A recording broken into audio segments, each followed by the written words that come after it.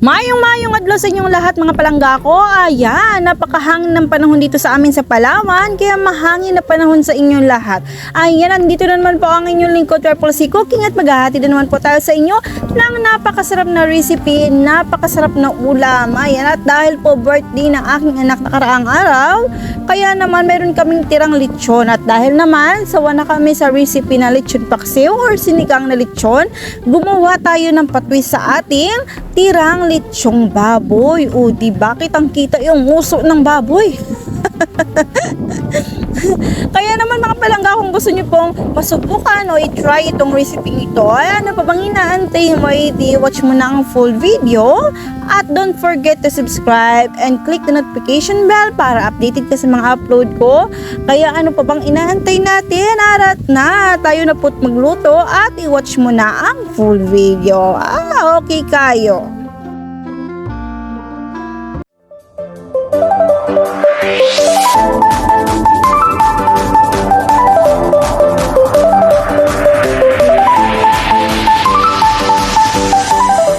Arat na mga palangga, tayo na po't mag-umpisang magluto. Ayan po ang ating tirang lechon or leftover na lechon. O diba?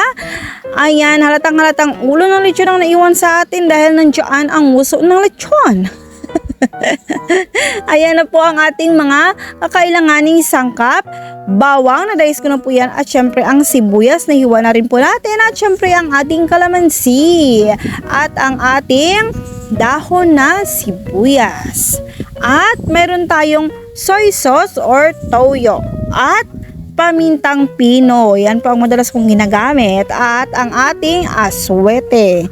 Kaya arat na, mag-umpisa na po tayong mag-prepare ng ating mga kailangan. Ayan ang ating kalamansi at syempre yung ating lalagyan. Gagawa po tayo ng salsa or sauce ng ating lechon. Yan. Ayan na, mayroon tayo dyaang Knorr liquid seasoning. At yung ating Mamacita oyster sauce. At syempre yung ating brown sugar. Siguro yung brown sugar natin ay nasa 2 kutsarita. Yun. At sasalain po natin dyan yung ating kalamansi. Ayan, hiwain po muna natin yan. Yun, maghiwa po muna tayo mga palangga.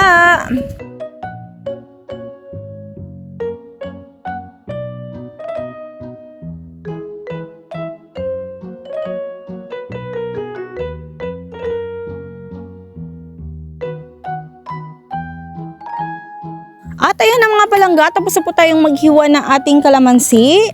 Pipigaan na po natin yan. At mga palangga, itong kalamansi ang magtatanggal umay doon sa ating lechon.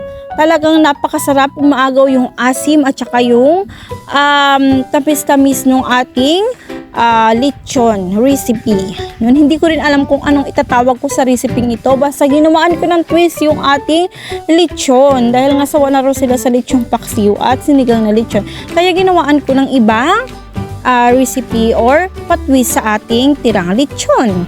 O yan. Patapos rin po tayong magpiga-piga ng ating calamansi. Ayun. Yan. So, ayan, tapos na po tayo mga palangga. Iset aside natin yung mga kalat natin na yan. Yan. At maglalagay po tayo dyan ng soy sauce. Yun. Unti lang po. Siguro mga 3 tablespoon yung nailagay ko. At ayan, inubos ko na yung ating Knorr liquid seasoning kasi konti na lang din yung mga palangga. At naglagay po ako dyan ng oyster sauce. Konti lang din po. Siguro, estimate ko ng mga 1 kutsarita. Ayan. At syempre hahaluin natin yan hanggang sa mag-mix yung ating mga inilagay na ingredient, lalong-lalo na po matunaw yung asukal na inilagay natin. So iset aside lang po natin yan at hihiwain po natin itong ating dahon ng sibuyas. Ayan, at kumuha po ako ng lalagyanan ng ating dahon ng sibuyas. Ganyan lang po pagkakahiwa ko dyan mga palangga, mga 1 inch lang po yung haba niya. Ayan. Yun. At ilagay na nga po natin yan sa ating lalagyanan at atin po yan isi-set aside. Ayan na siya. Siyempre, isunod natin yung ating sibuyas. Maninipis lang po dyan ang pagkakahiwa natin. Yan, kasi pang ano lang naman po yan eh. Pang-dressing lang natin mamaya. Or pang presentation lang po natin. Ayan, hiniwalay-hiwalay ko na siya. At inilagay natin sa maayos na lalagyanan.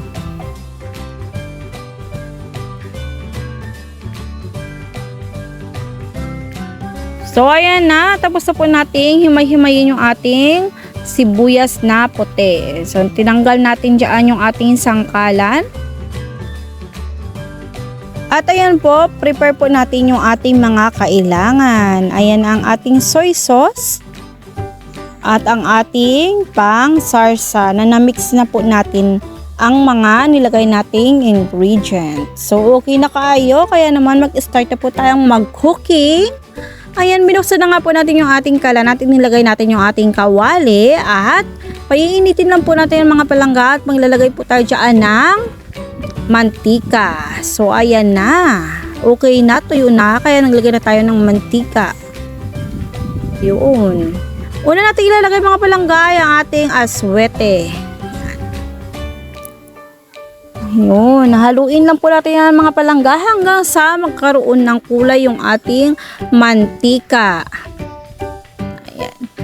Pag nakuha ko na yung gustong kulay ko galing sa aswete ay sinisit aside ko na po yung ating aswete.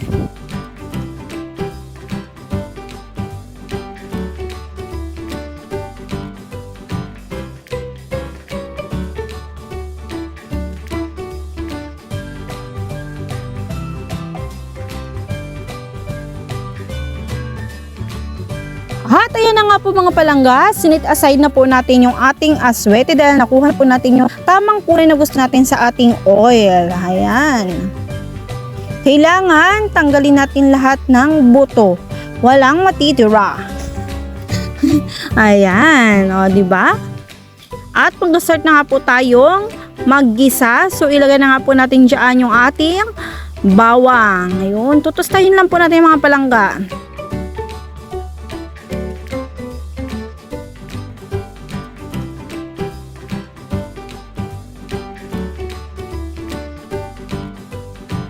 Ayan, at dahil tostado na ang ating bawang, kaya ilalagay na po natin yung ating sibuyas. At lulutuin lang po natin yan, gigisahin lang po natin. At maglalagay po tayo dyan ng pamintang pino. Or nasa sa inyo yan kung anong ilalagay ninyo, pamintang durog, pwede rin. Yan, kaya lang mas madalas ko pong ginagamit ang pamintang pino. Yan siya. At ilalagay na nga po natin yung ating natadtad o hiniwa nating lechon. Yan. Medyo malalaki yung pagkakahiwa ko dyan guys kasi pag maliliit siguradong madudurog po yung ating lechon dahil luto na po siya. Yan, malambot na po. At hiniwalay ko po dyan yung balat ng lechon. Ayan, yung may mga parting balat. Yun. At ilalagay na rin po natin syempre. Hiniwalay ko lang para makita nyo at matakam kayo, char. Ngayon, o diba? Ang ganda ng kulay niya dahil doon sa aswete natin. At haluin lang po natin ng maayos. At nilagay po ako dyan ng isa't kalahating basong tubig.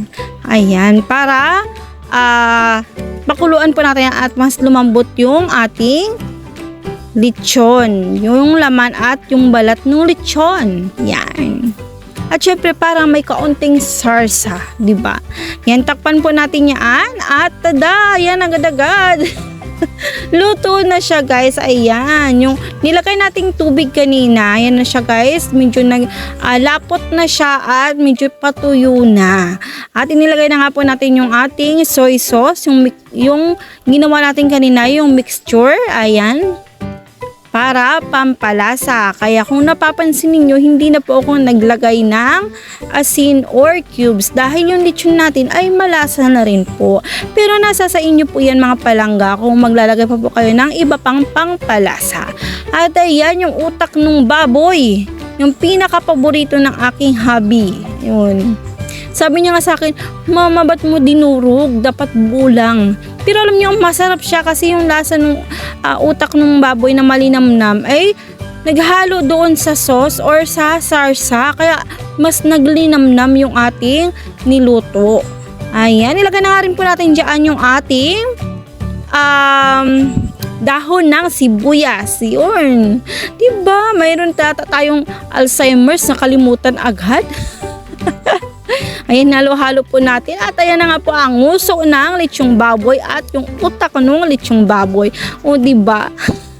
Very exotic man ito. Oy! Hindi, char lang. Ayan na. So, tapos saka po tayong magluto. Kaya magpo-presentation na naman tayo mga palangga. Tatakamin ko na naman kayo sa ating bagong recipe sa ating leftover na lechong ulo ng baboy. Ayan. Lami kayo, guys. Napakasarap, napaka-light lang ng lasa niya. Hindi overpowered yung maalat or maasim at matamis. Saktong-sakto lang, guys. Matatanggal yung umay ninyo. Ibang-iba siya sa lechong paksiw or syempre sa lechong sinigang na lechon, ibang-iba. Kakaiba yung lasa niya, guys. Subukan nyo ang recipe ito. Talaga namang mai-inlove ka sa recipe ito at ulit-ulitin yung lutuin. Diba, lami kayo? Ayan na po ang ating sibuyas na puti. O, ano ka dyan? Parang pang restaurant lang, no? Diba? Napakaganda. Mahilig po talaga akong magdekorasyon ng aking mga niluluto. Ayan, lalo na sa mga pambila o food. Yan. O, diba? Ang ganda. Ang ganda niya na. Ayan mga palangga, thank you so much po sa inyong panonood ng aking YouTube channel. Sana po nag-enjoy po kayong manood at nag-enjoy po kayo sa aking kadaldalan. Ayan, kung nag-enjoy po kayo sa ating mga recipe, baka naman pwedeng pakisubscribe ang aking YouTube channel and don't forget to click the notification bell at lagi po sana kayong manood ng aking mga uploads. Ayan, thank you so much po sa inyong panunood. Bye-bye!